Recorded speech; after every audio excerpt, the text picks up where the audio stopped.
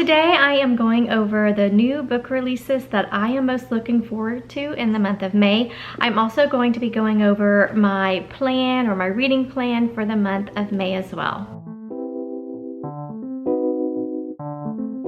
Hi everyone, it's Rhonda and welcome to a new video. Today, as I mentioned, I'm going over all those new book releases that are coming out in May that I'm most looking forward to. And then at the end of the video, I'll be kind of giving you what my plans are in terms of what books I'm reading in May as well. May, when it comes to new releases, for me, it's kind of slim pickings. There's not a whole lot coming out in May like there was in April or upcoming in June. There's a ton in June that I can't wait for. But May, there's really not a whole lot. I've compiled a list of 7 books that are on my radar. A few of them I will be picking up, but the rest I think I'm just gonna kind of watch out for and see what the reviews are when they come in. So the order that I'm going to put these in is just by date, and we're going to start with May 7th, which is going to be a big publication date. And let's start with The Ministry of Time. So this one comes out on May 7th, and it's listed as a sci-fi book, but really it's going to span many different genres. And this book, I can't wait to read. It's actually one of my book of the month picks for May. And it says that it is a time travel romance, which is one of my most favorite subgenres or tropes. I love time travel books, as some of you may know, but it says it is a time travel romance, a speculative spy thriller, a workplace comedy, and an ingeniously constructed exploration of the nature of truth and power and the potential for love to change it. Welcome to The Ministry of Time, the exhilarating debut novel by Kayleigh Bradley. So obviously this is a debut novel, and I did pick this for one of my books in my Book of the Month book box. This is going to be a little complicated to explain, so I'm just going to read what the synopsis is. But it just says, in the near future, a civil servant is offered the salary of her dreams and is shortly after told what projects she'll be working on. A recently established government ministry is gathering expats from across history to establish whether time travel is feasible for the body, but also for the fabric of space-time. She is tasked with working as a bridge, living with, assisting, and monitoring the expat known as 1847 or Commander Graham Gore. As far as history is concerned, Commander Gore died on Sir John Franklin's doomed 1845 expedition to the Arctic, so he's a little disoriented to be living with an unmarried woman who regularly shows her calves, surrounded by outlandish concepts such as washing machines, Spotify, and the collapse of the British Empire. But he adjusts quickly. He is, after all, an explorer by trade. Soon, what the bridge initially thought would be, at best, a seriously uncomfortable housemate dynamic evolves into something much more. So I guess this is where the romance comes in. Over the course of an unprecedented year, Gore and the bridge fall haphazardly, fervently in love with consequence they never could have imagined. So yeah, this sounds really interesting, and it definitely sounds like it's going to cover many different genres. As I mentioned, I did add it to my Book of the Month book box for the month of May, so I can't wait to get it. I really, really want to read this one. The next book that comes out on May 7th is The Return of Ellie Black by Emiko Jean. And this is also a Book of the Month pick in the thriller genre. So this is going to be a suspenseful thriller / mystery. And in this book, you are following a detective whose sister went missing 20 years ago.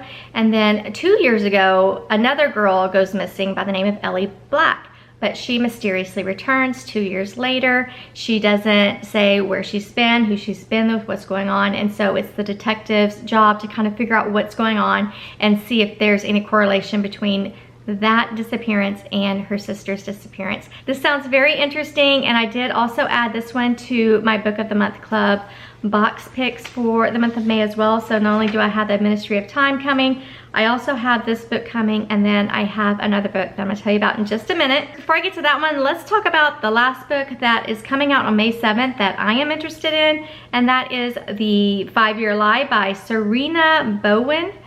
And this is also in the thriller mystery genre. For those of you who don't know, I primarily read thrillers, contemporary romances. I do read some sci-fi and some contemporary fiction. I don't read a whole lot of fantasy. Actually, I don't read any fantasy. I'm not opposed to it. I just haven't come across any fantasy books or romantasy books that I'm interested in reading. So this whole list obviously is just in those genres that I read. But with this book, The 5-Year Lie, it sounds very interesting. It just says, dead men don't send texts. Obviously not. But on an ordinary Monday morning, Ariel Cafferty's phone buzzes with a disturbing message. Something's happened. I need to see you. Meet me under the candelabra tree ASAP. The words would be jarring from anyone, but the sender is the only man she ever loved. And it's been several years since she learned he died. Seeing Drew's name pop up is heart-stopping. Ariel's gut says it can't be real, but she goes to the tree anyway. She has to. Nobody knows, but the text appends everything she thought she knew about the day he left her. The more questions she asks, the more sinister the answers get. Only two things are clear. Everything she was told 5 years ago is wrong, and someone is lying to her. The truth has been out there somewhere. To safeguard herself and her son, she'll have to find it before it finds her, and with it, the answer to what became of Drew. So this sounds really interesting. I kind of want to read this, but I don't know if I'm gonna have time this month to get to this book, but I did add it to my Goodreads bookshelf for me to kind of keep my eyes on down the road. If you do end up reading this book, let me know what you thought about it, because I really like that synopsis. That type of plot is right up my alley. Okay, let's move on to May 14th. The romance pick for the Book of the Month Club is The Paradise Problem by Christina Lauren. Christina Lauren is beloved by the romance community, and I've only read one of her books. I read The Unhoneymooners this past April, and I absolutely loved it. I gave it 5 stars. So I do want to read more of her. I do have some books of hers on my TBR cart to read, but I did go ahead and add this book to my other 2 Book of the Month picks for this month, so I can't wait to read it. But the little blurb just says, Christina Lauren returns with a delicious new romance between the buttoned-up heir of a grocery chain and his free-spirited artist ex as they fake the relationship in order to receive a massive inheritance. So what I've heard about this book is the 2 main characters get married while in college so that they can get affordable housing, or the married. I know at my college, if you were married, you could live separately on campus in special dorms. And so I'm imagining that's kind of how it is in this book.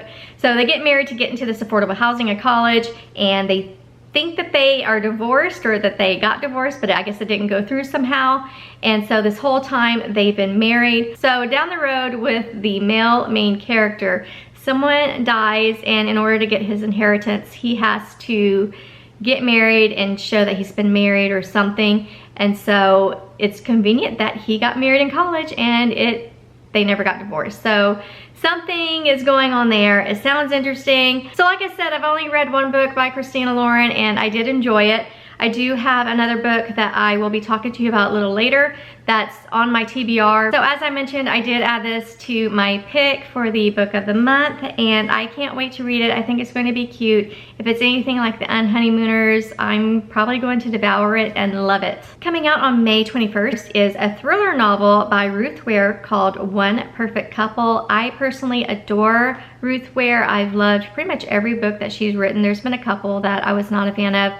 I do have a little bit of a backlist of books I need to read by her that I haven't gotten to yet, but overall I've always really enjoyed her. I think the first book that I read by her was Woman in Cabin 10, and I absolutely loved it, and I love the plot. I can still remember the plot. It was that good in my opinion.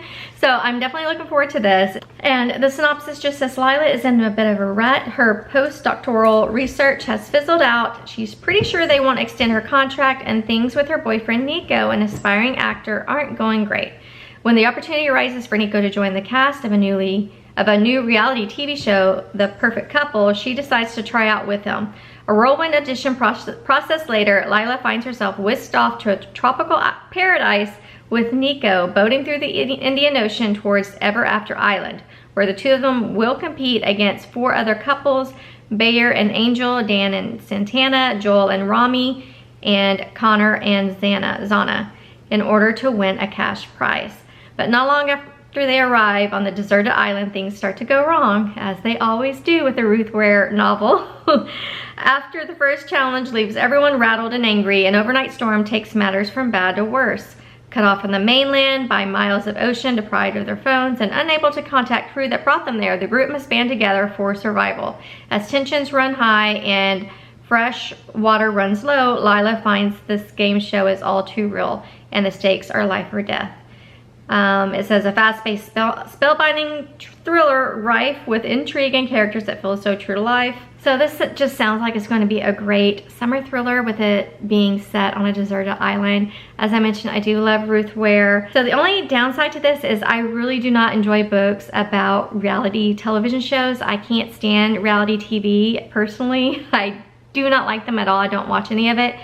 So I'm a little concerned about this being the plot of this book, but it sounds very interesting, and it just sounds like it's going to be the perfect summer thriller. So the last book I want to talk about comes out May 28th, and it's called If Something Happens to Me by Alex Finlay. And fortunately I was able to get an art ebook of this from NetGalley, and I actually just finished it yesterday. So this book is about a guy named Ryan who takes his girlfriend to Lover's Lane, and someone just rips open the car door and hits him over the head with something, knocks him out, and when he comes to, his girlfriend's gone. She's missing, and she's been missing for 5 years. So of course Ryan's story is under suspicion. He was never charged with the murder because he had a really good lawyer and no one could pin the murder or her disappearance on him. So we jump 5 years later, and Ryan has since changed his name. He's in law school, and while he is abroad in Italy with some new friends from law school, his dad calls him. It's like, hey,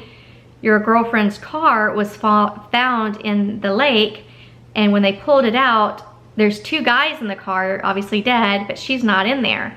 And so it's kind of like a race against time to find out what happened to his ex or his girlfriend that disappeared, and he's just trying to put all the puzzle pieces together. So in this book you're following different timelines and different POVs. I liked it. I found it interesting. I gave it 3 stars. It was good. It was fine. This is actually my very first Alex Finlay book, but there was something in this, and I don't want to say what it is because I don't know if it's going to give it away or not, but there's a certain thing that makes up this book that I normally don't like reading about. I do enjoy watching movies that has this, but I don't like reading about it. But I would recommend this book if you like a good crime novel, if you like a good cat and mouse type book. You might enjoy this. If you enjoy Alex Finlay, you would probably like this. As I mentioned, he is a new author for me. I haven't read anything from him before. I thought this book was very easy to get through. It has super short chapters. I just didn't like the entire plot and what was in it. It's a certain type of book that I don't like, and that's just me.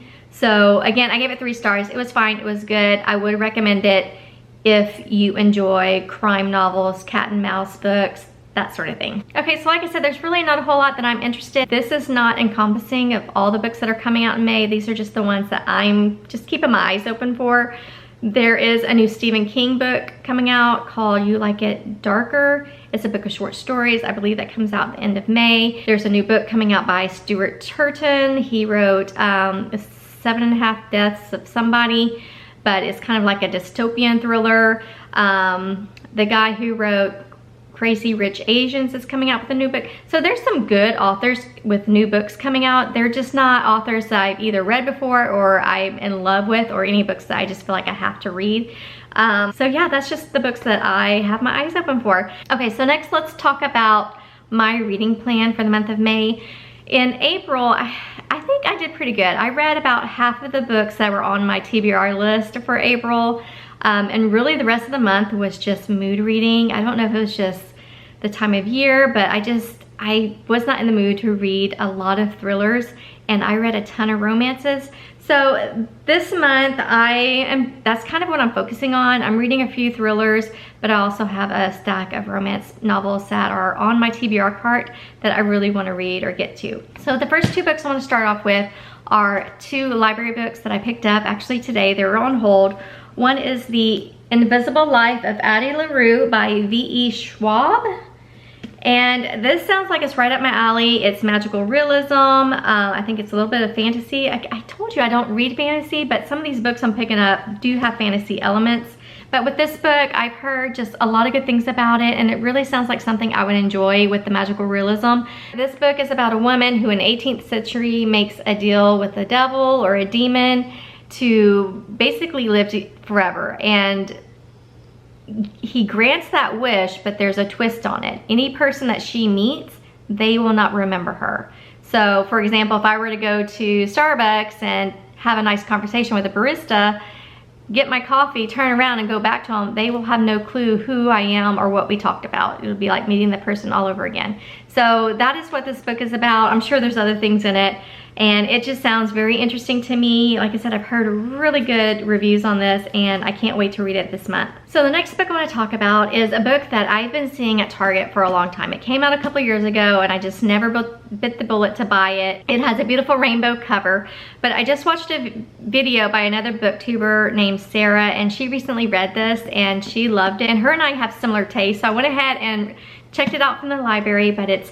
Tomorrow and Tomorrow and Tomorrow by Gabrielle Zevin. So this just says, two friends often in love but never lovers come together as creative partners in a world of video game design where success brings them fame, joy, tragedy, duplicity, and ultimately a kind of immortality. So what I think this is about is it spans 30 years, and these two people just keep meeting up as first as friends, and then as colleagues, and then maybe as something more. And what really got me is the last line on the book flap, and it just says, yes, it is a love story, but it's not one you have read before. That's a good hook. I'm in.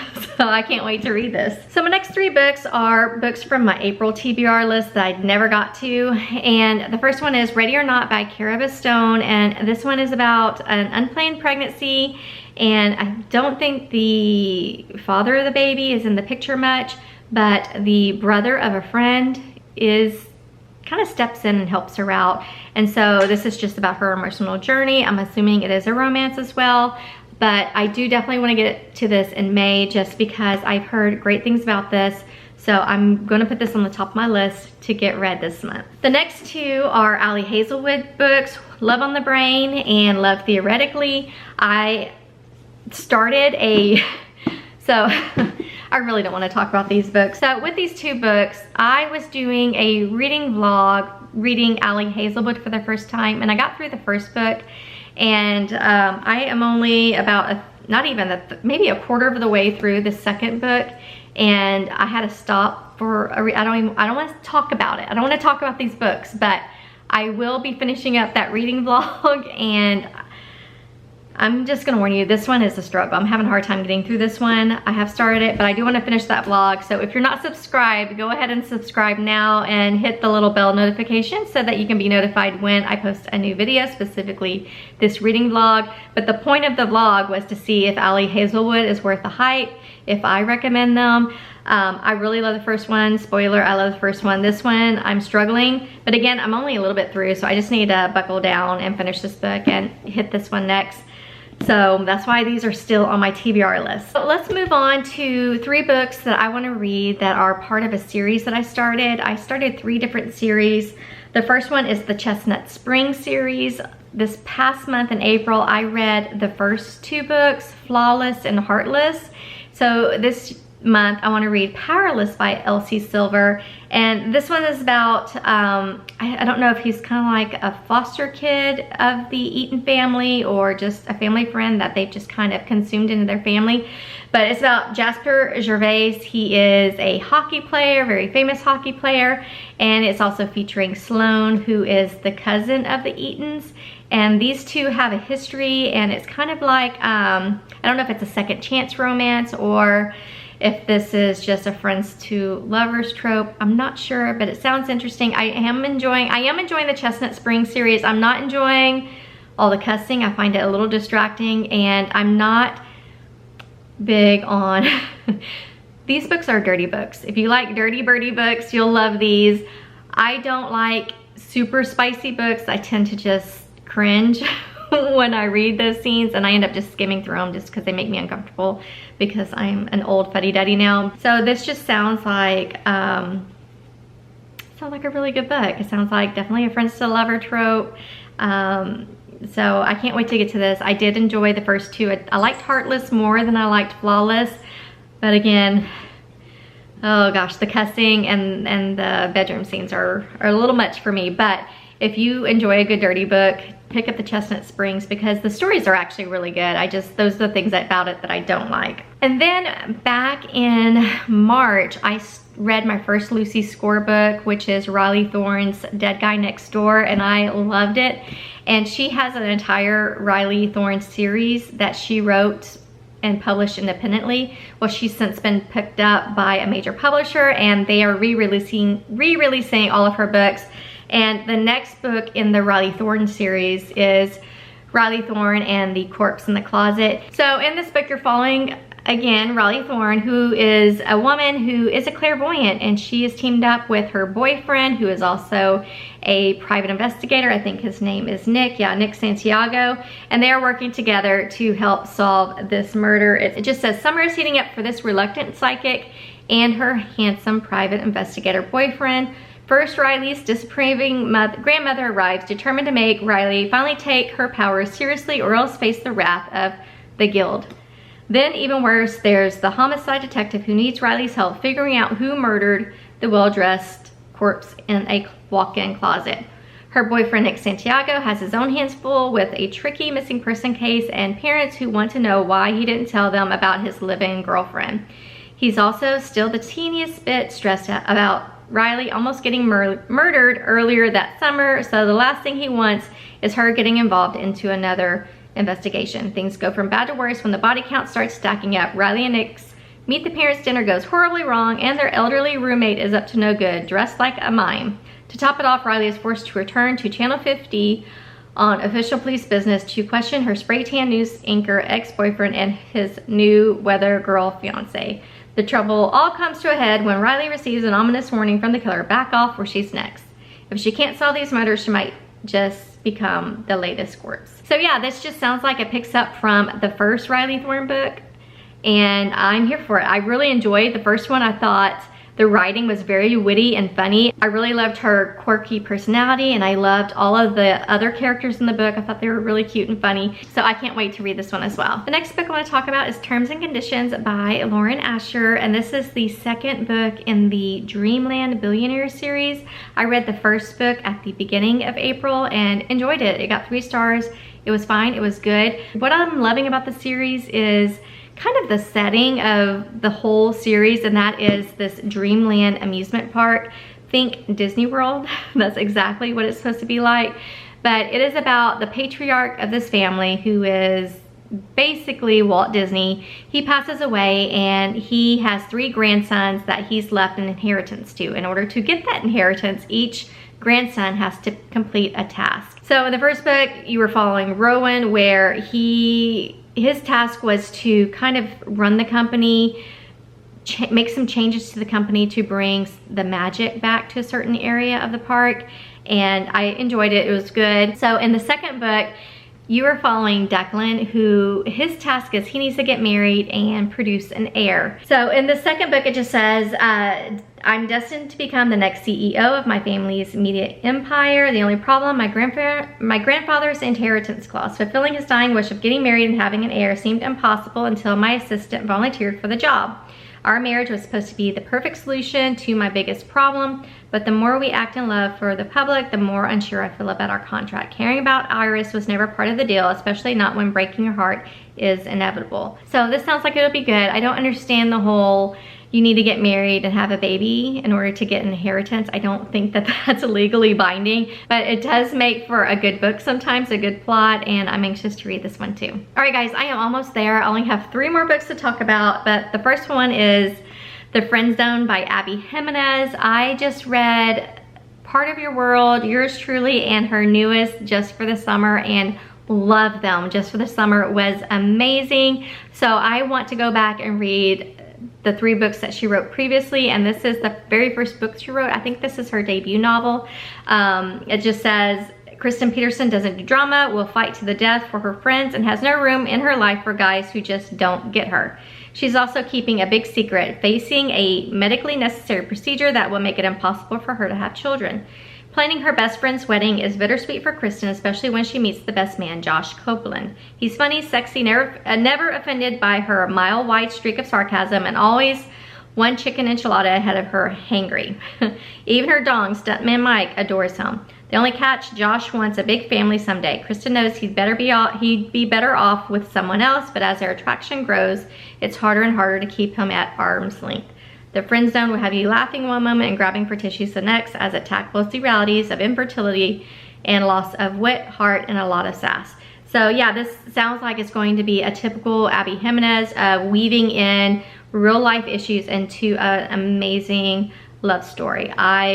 So far, I'm really loving Abby Jimenez. I love her dialogue. I love her book boyfriends. They just always have these wonderful acts of kindness in them. So I can't wait to read this. I have a feeling it's going to be pretty good. Next is Love and Other Words by Christina Lauren. I did read The Unhoneymooners, which I absolutely loved. It was a 5-star read for me. So I'm wanting to go back and read some of their backlist. And this book has been all over my Goodreads. My friends have been reading it, and all of them are giving it pretty much a 4 and a 5-star. So I think I'm really going to enjoy this. I've heard it's very emotional. But it just says, Macy Sorensen is settling into an ambitious, if emotionally tepid routine, work hard as a new pediatrics resident, plan her wedding to an older, financially secure man, keep her head down and her heart tucked away. So it sounds like everything's going well for her until she runs into Elliot Petropoulos, the first and only love of her life. The careful bubble she's constructed begins to dissolve. Once upon a time, Elliot was Macy's entire world, growing from her gangly, bookish friend into the man who coaxed her heart open again, only to break it on the very night he declared his love for her. Told in different timelines between then and now, teenage Elliot and Macy grow from friends to much more, spending weekends and lazy summers together in a house outside San Francisco, devouring books, sharing favorite words and talking through their growing pains and triumphs. As adults, they become strangers to one another until their chance reunion. Although their memories are obscured by the agony of what happened that night so many years ago, Elliot will come to understand the truth behind Macy's decade-long silence and will have to overcome the past and himself to revive her faith in the possibility of all-consuming love. So yeah, this does sound like an emotional read. I can't wait to read this. Like I said, I've heard great things about it, and it mentioned summer, so this might be a good little summer romance for me to dig into. But speaking of emotional reads, the last book I want to talk about is Archer's Voice by Mia Sheraton. I have been wanting to read this since I got it. I just have not had a time, and I'm hoping to make the time in May because I've heard this is an amazing book. So what I've heard this is about, it's about two people who just have had really tragic things happen to them. One of them being Archer. I believe he can't speak, so he uses sign language to communicate. And then the other person, what is her name? It doesn't say, but the female character, it just says, I wanted to lose myself in the small town of Pelion, Maine, to forget everything I had left behind, the sound of rain, the blood, the coldness of a gun against my skin. For 6 months, each breath has been a reminder that I survived and my dad didn't. I'm almost safe again, but the moment I meet Archer Hale, my entire world tilts on its axis and never rights itself again. Until I trespass into a strange, silent, and isolated world, Archer communicates with no one, yet in his whiskey-colored eyes, something intangible happens between us. There's so much more to him than just his beauty, his presence, or his ways, or the ways his hands communicate to me, on me. But this town is mired in secrets and betrayals, and Archer is the explosive center of it all. So much passion, and yet so much hurt. But it's in Archer's silence that we must find what we need to heal and to live. So yeah, again, this is going to be another emotional romance. So this might be the month of crying for me. We'll see. But I've really been wanting to read this for a while, and I can't wait to get to it. So this is 11 books that I just went over. And this is in addition to the 3 book of the month books that I'm going to be getting for May. I do hope to read them this month as well. Again, it's going to be The Paradise Problem by Christina Lauren, The Return of Ellie Back by Emiko Jean, and then what was the other one? Oh, The Time Ministry. Ooh, I can't wait to read that one. So it's a total of 14 books, and hopefully I'll be able to get to them all. If I don't, it's not a big deal. This is just a rough idea of what I hope to read this month. And if you want to see if I actually get through it, then again, subscribe so that you can see my monthly wrap-ups. I will be posting my wrap-up for April, hopefully in a few days. And just a little side note, I read 23 books last month. So that was a lot. I have a lot of books to tell you about. It was a great month. I read a lot of good books, and I have a feeling May is going to be the same. So thank you all so much for watching. I hope you got some book ideas. If you are going to be reading any of the new releases that are coming out, please comment below and let me know which one you're most looking forward to and what you're going to read. If you've read any of the books that I've mentioned in my little TBR list, let me know which ones were your favorites, which ones should I read first. I always love hearing from you guys, and I always respond. But again, thank you all so much for watching, and I hope you have a great rest of your day. Bye.